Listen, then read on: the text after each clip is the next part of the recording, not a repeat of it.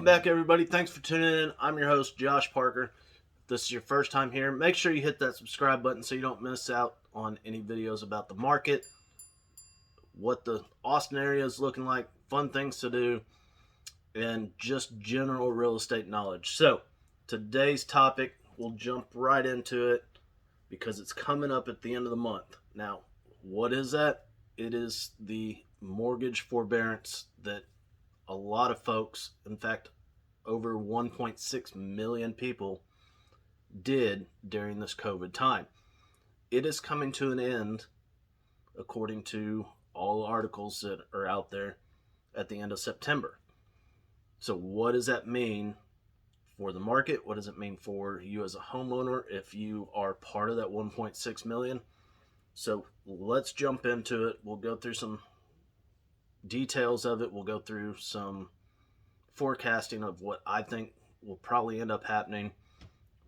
But let's talk about how it's going to affect the market, not only in Austin, but across the country. We're going to see an impact from it, one way or the other. And so I think it's important to talk about.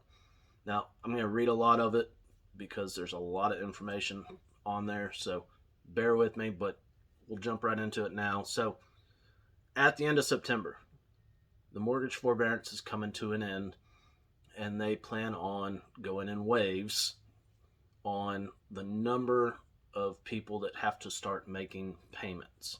Now, depending on your loan type, there's different options for you, and so we'll run through those as well. But what is it going to do to the market?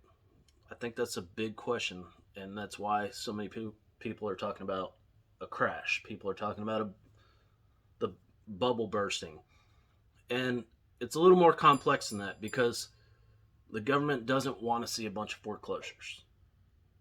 We don't want to see another crash. We don't want to see another bubble burst, if you will, and a bunch of people lose their homes. So they've done a handful of things. I think it's, for the most part, a good thing. Now, understand that the forbearance basically allowed people not to make their mortgage payment for the last 12, 14 months that we've been dealing with this COVID. Of course, all that has to come to an end at some point, and the banks and lenders and everybody else have to start recouping some of that money. Now, once that happens, you have options. So let's jump into those options. Now, Fannie Mae, Freddie Mac loans repayment plan. Basically, they're going to allow you to make up those missed payments either by adding to your normal mortgage and making that payment higher, payment deferral, which means that they will tack it on to the end of the loan, or when you refinance or sell the home, they'll take their forbearance, if you will, out of the proceeds. Loan modification, same type of thing. They will either add years onto your loan, which could lower your payment, but you're going to pay that back to the lender. FHA, HUD, they'll ask you to start remaking those payments, regular mortgage payments. After the forbearance ends, this option allows you to put the money that you owe into a subordinate no interest lien that comes payable if you refinance your mortgage or sell your home. So same type of thing as FHA. They're going to, in fact, put a small lien and say, okay, if you refinance, if you sell your home, you owe us X dollar amount, so we're going to collect that when you refinance or do it. But you also have the option of loan modification. Borrowers can negotiate up to 25% off their mortgage payments. They don't give a whole lot of info on that detail, but I would imagine they're going to go, okay, we have to recoup some of our money. How do we do that? So they're offering somewhat of a discount if you can start making extra payments towards it. VA loans, deferment. After forbearance, borrowers can defer what they owe to the end of the loan without owing additional interest. To reduce the lump sum payment at the end, borrowers can pay off that amount over time. Another option is to get personal loan to cover the amount due. Modification: for borrowers who can't afford the regular mortgage payments, the lender may explore loan modification options to make the loan more affordable. And loan modification: borrowers can negotiate up to 25% off the mortgage payment. So, same type of thing. All these different government loans and lending are looking for how to help you as a homeowner remake those payments, but you don't go into foreclosure. Because let's face it, foreclosure is not good. It's not good for your health. It's not good for your mentality. It's not good for the economy. When we had the crash in 2008, it played a major factor in how the world reacted, how the number of homes that were on the market, and the market just crashed. And they do not want a repeat of that. And so they've looked at these different options to get you out there. Now, there is another way, and I think a lot of folks are going to take this approach versus tacking it on to the end because of the market that we're in and pricing being so good, homes selling quickly for the most part. I think we're going to see a lot of homes pop up for sale.